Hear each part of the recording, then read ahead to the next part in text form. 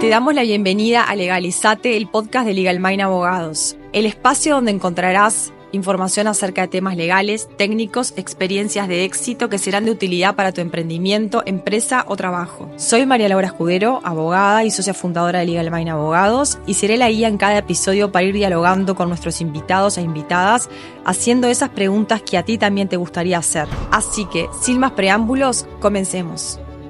Bueno, hoy vamos a estar charlando con la doctora Antonella Ramos sobre un aspecto muy importante para cualquiera que va a emprender un negocio o ya tiene un emprendimiento o un proyecto, que es la parte laboral. Es súper importante saber si voy a emprender, si voy a tener a personas trabajando en el emprendimiento, si tengo que tener un contrato laboral, cómo lo voy a contratar, si a su vez voy a tener un socio o no, si voy a tener a alguien contratado bajo arrendamientos de servicios. Son todas preguntas y todas dudas y cuestiones que tenemos que conocer. Antonella, muchas gracias por acompañarnos. Muchas gracias a vos por invitarme. Bueno, Antonella es de la casa, así que no hay muchas formalidades. Cuando empezamos con un proyecto y queremos contratar a alguien, ¿es obligatorio hacer un contrato laboral? Bueno, en primer lugar, en Uruguay no es obligatorio firmar un contrato de trabajo para iniciar un vínculo laboral, pero sí es lo recomendable.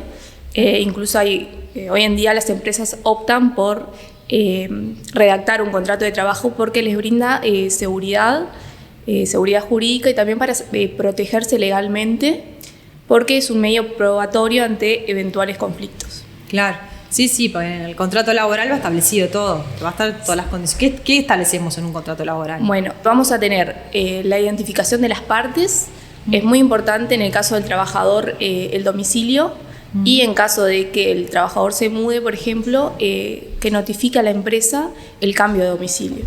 Claro. Después vamos a tener también la descripción del puesto, las tareas que va a cumplir, la función, digamos, de trabajo. Después va a haber cláusulas como específicas, que, por ejemplo, confidencialidad, no competencia, protección de datos, que también va a depender de la empresa, poner más énfasis capaz en algunas cláusulas de esas, dependiendo de qué tipo de empresa. El contrato de trabajo siempre se va a hacer particular para esa empresa, por Claro. más que hayan cláusulas genéricas. ¿Y qué tipo de contratos o qué tipo de contratación tenemos para mencionarlas, para que las personas sepan, el que nos está escuchando, que sepa?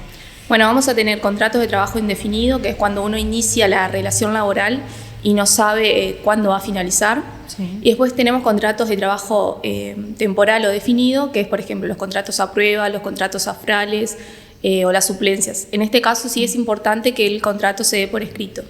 Y puede pasar que después el trabajador, después de ese tiempo, siga la empresa, ahí se va a transformar en un contrato de trabajo indefinido. Claro, que termine el plazo que estipulado en el contrato y siga trabajando. Claro. Bien. Quiero contratar a un trabajador que no es de Uruguay, que es de otro lado. ¿Puedo contratar a un extranjero? Sí, se puede contratar un extranjero. Lo que va a necesitar es que tenga la residencia legal o la residencia en trámite. ¿Y qué documentación le tendría que pedir ahí? Va a necesitar, pasaporte o cédula de identidad en el caso de que sea un país integrante del Mercosur, carnet de salud vigente, la constancia de residencia legal o que esté Bien. en trámite y que esté inscrito en BPS. Esto es muy importante, que el empleador lo inscriba en BPS, que tenga carnet de salud vigente y obviamente que se cumpla con las leyes laborales, es decir, el extranjero que ingresa a una empresa uruguaya, que obviamente se rija por las leyes laborales uruguayas, las leyes de salario mínimo, descanso, jornada laboral. Claro. Bueno, entonces en principio lo importante es, de lo que hablamos recién, es que no vamos a necesitar tener un contrato laboral para tener a alguien, simplemente basta con registrarlo en el ministerio y en BBS, pero se aconseja, es altamente recomendable por un tema probatorio, porque ahí van a estar establecidas las condiciones en las cuales va a prestar ese servicio, esa relación bajo las cuales va a trabajar. Es una seguridad, digamos, para ambas partes, tanto para el trabajador como para el empleador ante un eventual conflicto, claro, que estén todas las condiciones establecidas en ese contrato. Otra cosa que me parece importante mencionarla es qué documentación laboral tienen que tener las empresas por si les cae una inspección o qué documentación laboral están obligados a tener. De acuerdo al decreto 278 del 2017, en primer lugar tenemos que tener una planilla de trabajo unificada. Esto se realiza en forma electrónica a través del sitio web del BPS. Es una planilla que se registra en BPS y se fiscaliza por el Ministerio de Trabajo y Seguridad Social.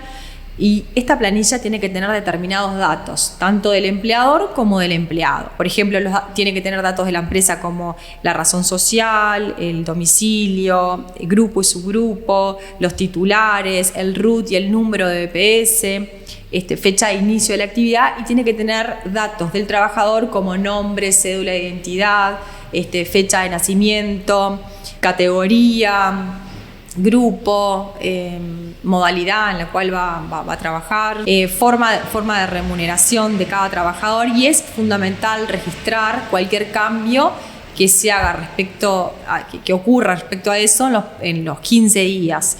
Después, otra cosa, que la planilla tiene que ser accesible. Si el trabajador pide tener esos datos, tiene que poder acceder a esta planilla. Otra cosa que tienen que llevar las empresas y que es importante es el libro de registro laboral.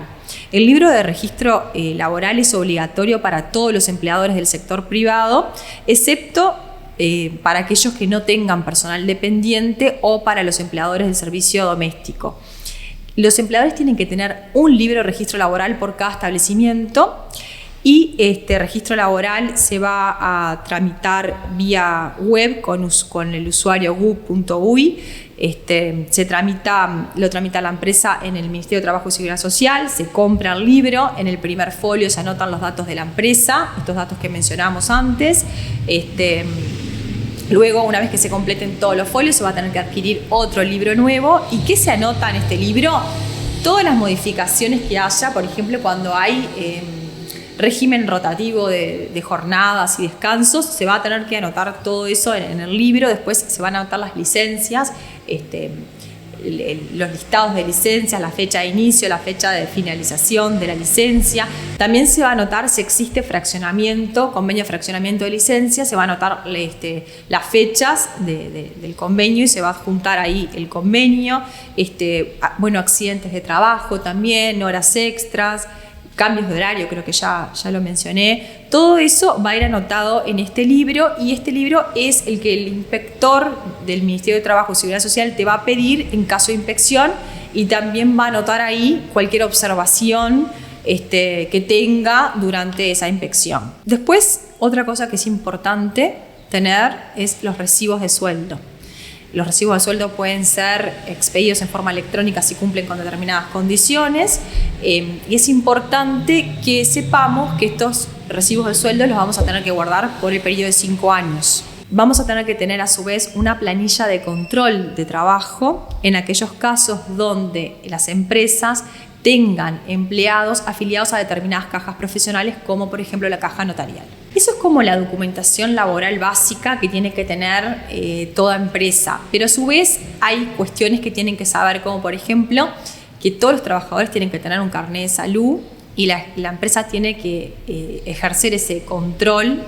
Es el control de salud. La empresa tiene la responsabilidad de controlar que todos los trabajadores tengan vigente el carnet de salud, y que si quieren tomarse la licencia en periodos fraccionados, se va a tener que hacer un convenio de fraccionamiento de licencia que se va a establecer en máximo 2 periodos, que es lo habilitado legalmente, y el periodo menor no puede ser menos de 10 días. O sea, que eso se va a tener que hacer, documentar por escrito, y se va a tener que adjuntar al libro, o tener guardado para, en caso de inspección, tenerlo a la vista. Eso es muy importante porque hay empresas que lo tienen a las licencias fraccionadas, pero no tienen convenio. Sí, eso se hace en forma anual. Es importante saberlo, que se hace en forma anual, porque si lo haces cada 5 años, 2 años, no es válido. Eso hay que hacerlo en forma anual, todos los años, lo tienen que firmar los trabajadores, establecer los periodos, firmar los trabajadores y guardarlo en el libro. Y en caso de que,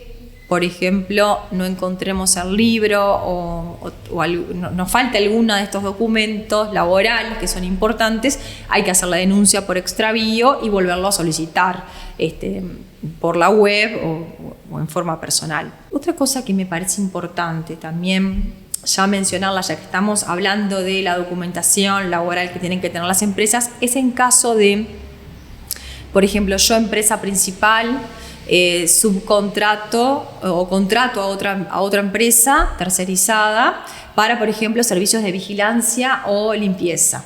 ¿Qué documentación le tengo que pedir? ¿Qué documentación yo tengo que controlar? En ese caso es fundamental controlar la planilla unificada de trabajo, los recibos salariales, la constancia del Banco Seguros del Estado que acredite que tengo un seguro contratado por accidentes de trabajo y enfermedad profesional, la declaración nominada de historia laboral de los empleados, y un certificado que acredite la vigencia en BPS, o sea que estoy al día con los pagos de BPS.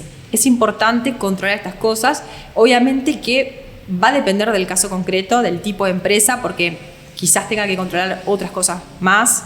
Esto es como lo básico.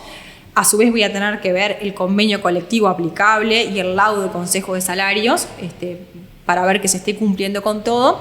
Y, por ejemplo, en caso de que no se cumpla, de que vea de que no se está cumpliendo con algo como muy grueso como el pago de los salarios, yo tengo la opción de poder retener y pagar directamente al empleado en este caso. Y algo importante es el tema de la responsabilidad en estos casos. Porque ¿por qué tenemos que hacer todos estos controles? Básicamente porque el día de mañana, si hay algún problema o vamos a juicio, nos van a demandar también. Y en caso de que yo haya controlado toda esta documentación que acabo de nombrar, es importante porque mi responsabilidad va a pasar de ser solidaria a ser subsidiaria. Y yo sé que son muchos términos jurídicos y que a veces son difíciles de entender, pero ¿qué significa esto? Significa que yo, en vez de, si vamos a juicio, si hay algún problema, van a ir primero contra la empresa subcontratada y luego contra mi empresa, o sea que mi responsabilidad va a ser subsidiaria y no solidaria, que es directamente pueden ir contra ti si no hiciste todos estos controles. Entonces me parece fundamental que las empresas sepan qué documentación laboral tienen que tener, porque en caso de una inspección la van a tener que mostrar, y si no hay multas. Y si yo subcontrato, tercerizo determinados servicios, qué documentación le voy a tener que pedir a esa empresa que yo tercerizo, servicios de vigilancia, pusimos como ejemplo, ¿no? ¿Qué documentación laboral le voy a tener que pedir y cuál va a ser mi responsabilidad en caso de que esa empresa incumpla con sus trabajadores o con la normativa laboral? ¿Cuál va a ser mi responsabilidad? Que es lo que dijimos, el cambio de si ejercí este control de solidaria subsidiaria. No, y otra cosa fundamental también es contratar profesionales. O sea, nosotros acá les podemos hablar y mencionar las cosas básicas, pero es fundamental tener un contador y un abogado laboral que les pueda decir en detalle qué cuestiones precisan y qué es importante para esa empresa puntual. Claro, lo importante también es saber que dependiendo de cada empresa es la documentación que va a precisar. Esto es lo básico, pero también hay empresas que necesitan información, o sea, documentación más específica, contratos más específicos. Claro, ni que hablar si estamos hablando de una empresa, por ejemplo, tecnológica, que hay otras cuestiones a tener en cuenta, o que de repente exportan servicios o que trabajan de otra manera, o de repente si existe teletrabajo, claro, que los trabajadores teletrabajan. En ese caso sí vamos a tener que tenerlo establecido por escrito. Claro, en el contrato también vamos a tener que establecer las condiciones de teletrabajo, si va a ser un día a la semana, 2, cómo va a ser. Sí, en ese caso puntual hay normativa específica. Claro. Que eso sería tema para otro podcast. Sí. Otra de las cosas importantes a tener en cuenta es que todas las empresas, si bien no es obligatorio, pero es altamente recomendable, al igual que el tema del contrato laboral, es tener un reglamento interno de trabajo. En el reglamento interno se van a establecer, por ejemplo, los valores y las políticas de la empresa, se van a establecer las condiciones de trabajo que van a tener los trabajadores, y se va a establecer todo aquello que de repente no está establecido ni en el contrato o que queda a discrecionalidad de la empresa, y es súper importante tenerlo establecido para establecer normas claras de convivencia, para que los trabajadores sepan qué es lo que pueden o no pueden hacer o a qué atenerse, o también eso fomenta tener un ambiente de trabajo tranquilo, seguro, porque aparte en el reglamento interno se van a establecer los protocolos, se va a establecer los protocolos en el caso de uso de alcohol y drogas, protocolo en el caso de acoso laboral o sexual y también los protocolos de seguridad y salud en el trabajo que son fundamentales. Entonces, si bien no es obligatorio, es súper importante hacerlo y se recomienda tener un reglamento interno de trabajo en todas las empresas. Algo a tener en cuenta que es muy importante es que desde el 1 de enero de 2023 las empresas tienen que constituir domicilio electrónico ante el Ministerio.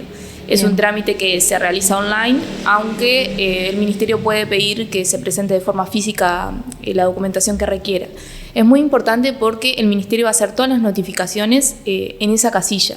Bien. Incluida las citaciones, audiencias ante el Ministerio. Sí. Entonces, por eso es muy importante también que una vez que se tenga, se revise periódicamente la casilla, porque todas las notificaciones del Ministerio van a llegar a esa casilla. Al domain, exacto. Bueno, Antonella, muchas gracias por estar charlando conmigo. Hasta aquí llegó este episodio. Si te gustó, podés compartirlo o guardarlo. Te invito a dejar tu comentario, tu consulta o seguirnos en Instagram o YouTube. Somos Legal Mind Abogados. Nos encontramos en el próximo episodio.